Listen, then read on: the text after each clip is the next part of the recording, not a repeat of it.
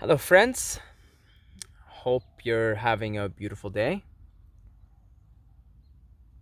What is it about fasting, abstaining from food, abstaining from water, or a combination of both, or one or the other?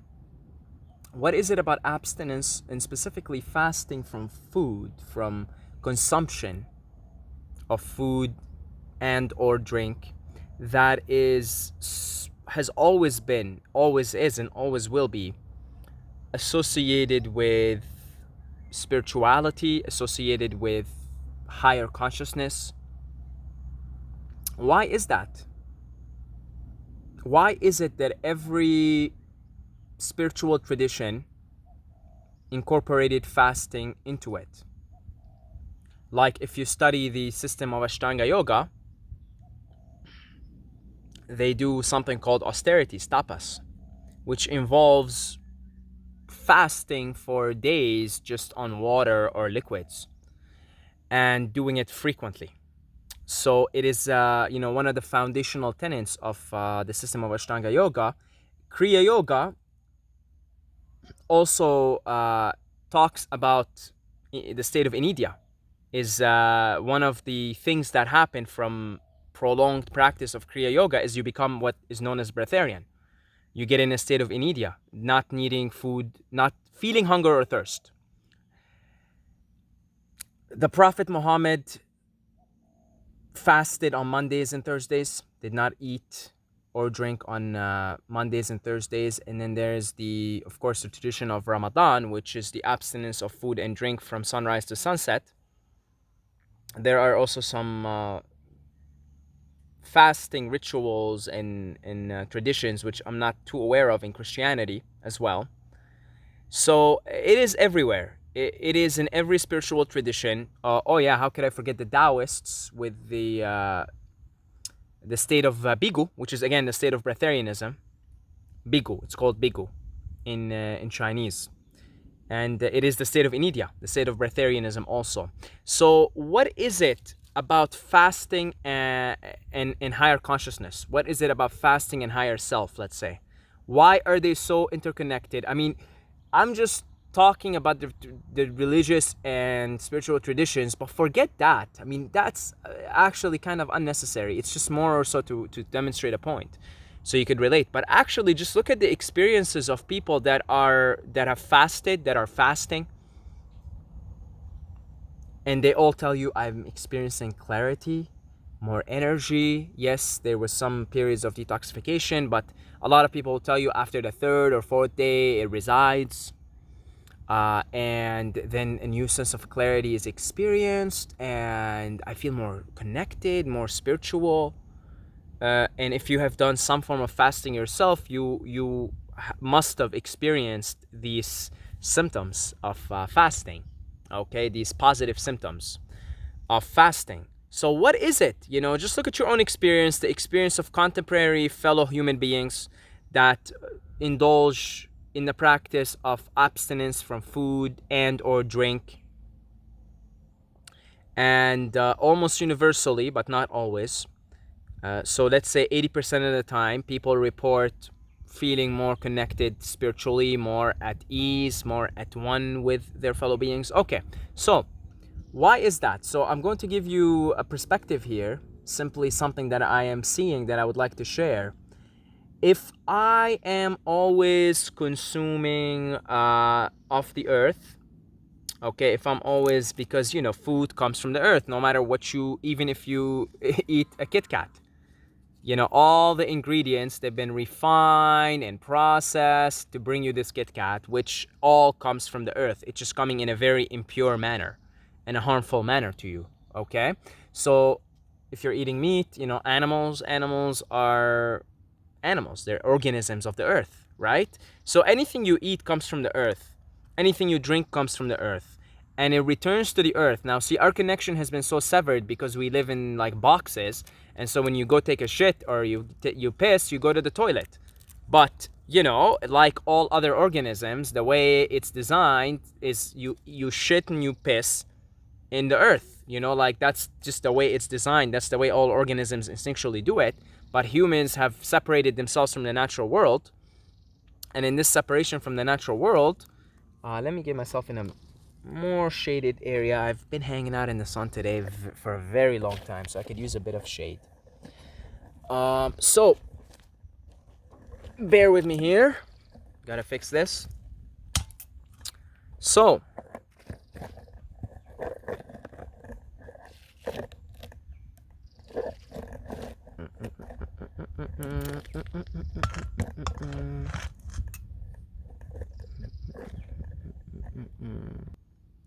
okay, so the way you're designed is you eat, you drink from the earth, and then you give it back to the earth. Okay, so that's the cycle. And the cycle goes on, your shit goes into the ground, it becomes soil, whatever. Organisms use it, and it sprouts new life, essentially. Okay, so in this process, if you're constantly involved in this process, the cycle of life on planet Earth, then don't you see what's happening here? You are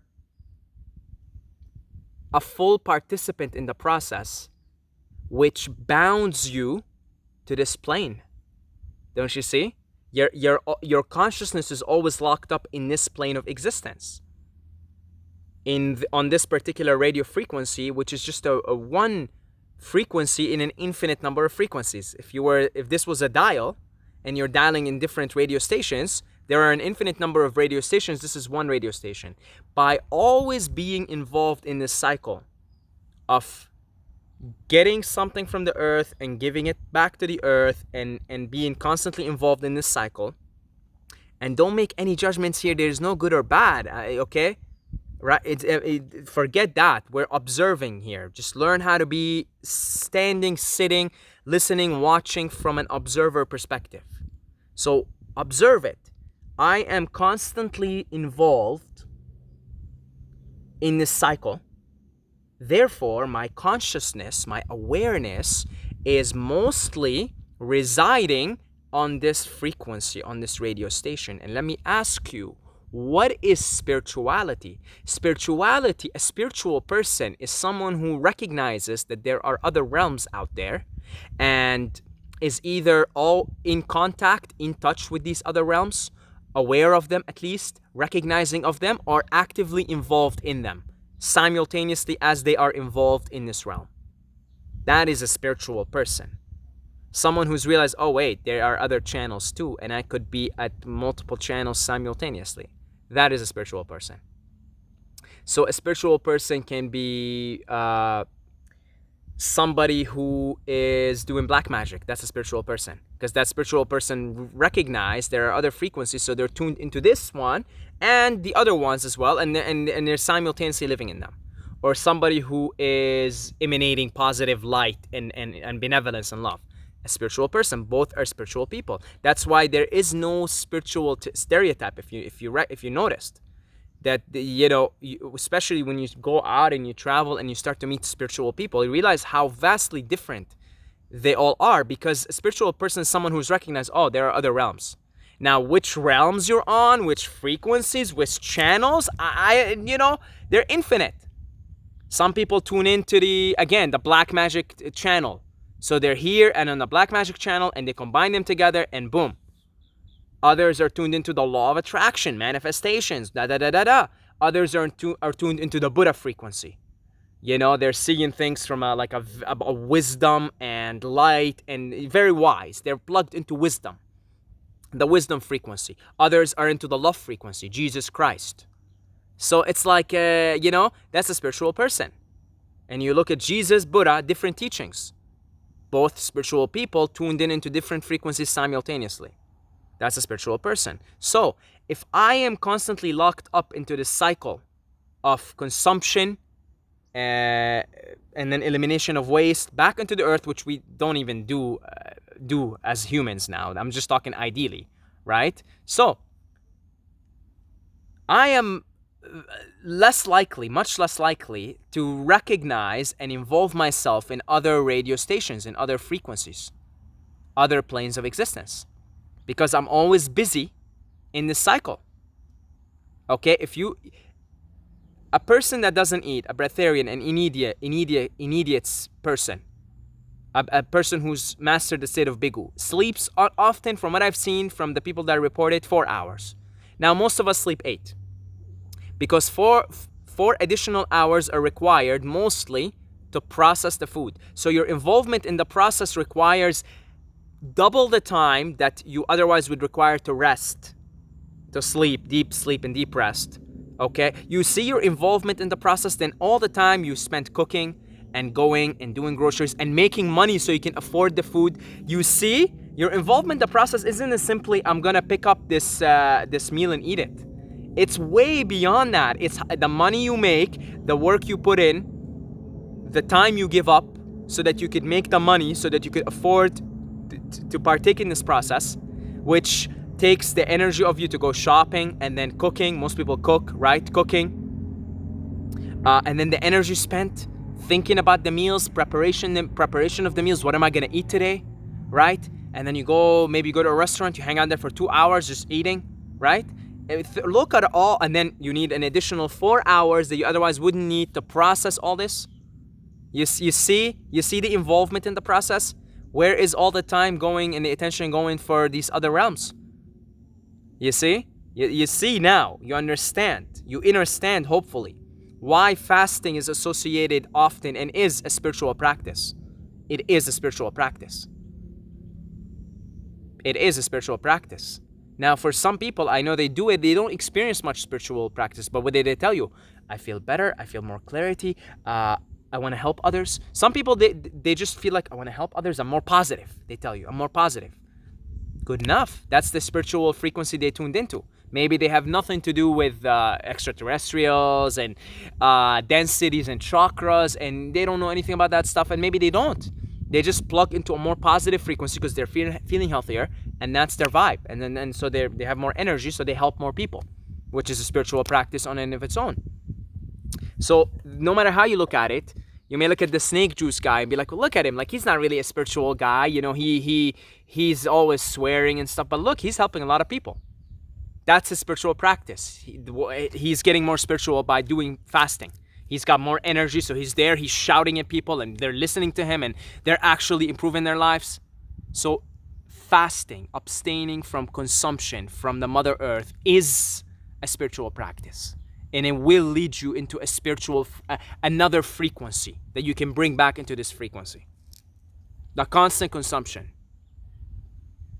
The constant, here, I'm involved in the process and all the things that come with it, with the process. Like I talked about, the more time to make more money, more energy more time to sleep, more time to recover, you know, There's not all that much time. Now, take an immediate person, a breatharian, someone who's mastered the state of bigu, the state of inidia, the state of pranic living. Now that person sleeps 4 hours, so they got what?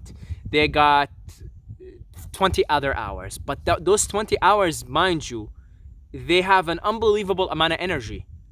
So, of course, a lot of it's going to go towards meditation, towards helping others. They're feeling positive, healthy. Their body is this superhuman detox machine. Of course, they're going to be spiritual people and they're going to be fulfilled people. No question about it. No question about it whatsoever.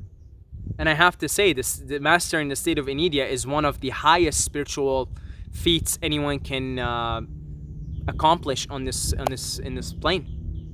In modern, I mean, the Hindus just think of it as a secondary power, minor city. Okay, because to them it's like, come on, right? It's kind of a natural byproduct of just being more plugged into subtler, higher, more abundant sources of energy, which is true, right? But in the modern world, I mean, you're sleeping 4 hours, you got 20 hours, but they're not 20 slobby hours. Like most of us walk around slobby and tired because of the foods, because we're eating, because we're participating in this process. You see, so even our time, the other 16 hours, let's say, that we're up, like zombies, right? Zombies, because we're always participating in this process, and so we're locked into it. So all we see is this frequency, and then whatever the programmers of this frequency have programmed it, the architects of the matrix, the socioeconomic matrix, we just follow it like sheep, like sheeple, like most people are, basically. So when you fast, of course, that's a spiritual practice. And of course, it's going to plug you into other frequencies. The least of all, positive frequency. I feel more healthy, more positive. I want to be more positive. Here, you tell people about it and you become that snake diet guy. Hey, fatty, da-da-da-da, right? And that's his, actually, believe it or not, that's his spiritual thing. That's his spiritual gig. That he's fasting and he's feeling more spiritual, and he's feeling like, I'm gonna spread this to the world. I'm gonna tell people, hey, do this because you're gonna feel better. You see? Now I'm speaking here from sort of not a very deep place, but it's been 21 hours, 22 hours of dry fast today. So today will be close to 24-hour dry fast for me. So I'm speaking not from the depths of it, but I guess deep enough to feel it right now experientially. Okay, there's nothing been in my belly. It's pretty clean today, right? Like it's clean. I did an enema this morning, cleaned out everything, so it's pretty clean. Hasn't been anything in the system. So I feel like, wow, I can also feel the blood. Literally, I can feel my blood in my mind body complex in the body. I can feel it rising up. That's the Shakti rising to meet Shiva. Okay, because there aren't as obstructions now, nothing in the system, so it's rising up. I could feel it. I could feel the energy here. I could literally feel the energy here, folks. Okay, now 21, 22 hours into a dry fast, I could feel it. I could feel it, like I could just feel the blood. Whew, like here, I feel the energy more here, more so. Okay, so it absolutely is a spiritual practice, and mastering the state of Inidia, mastering the Breatharian state, the state of living off prana, has to be incredible. I mean, I can only imagine being in that state all the time. I can only imagine. It has to be an incredible feeling. It has to be an incredible feeling to be able to be plugged into all these other spiritual realms. I mean, in that state, you begin to plug into very benevolent frequencies and you bring them into this and they become this and you create heaven on earth. It's unbelievable. It's unbelievable. And by not being involved in the cycle of consumption, you can actually now fully serve Mother Gaia. You see, you're not consuming Mother Gaia anymore. You're not depending on your mom's titties anymore.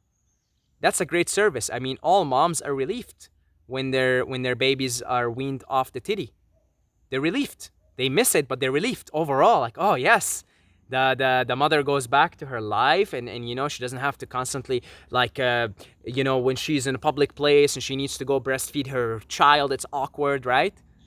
It's a relief. You relieve the Mother Earth by not consuming, and now you can help her. Now you can fully help her. Mother, what do you need? How can I help you? You're an adult. You're a grown-up. How can I help you? You no longer need to consume your mother. You're no longer caught up in the cycle.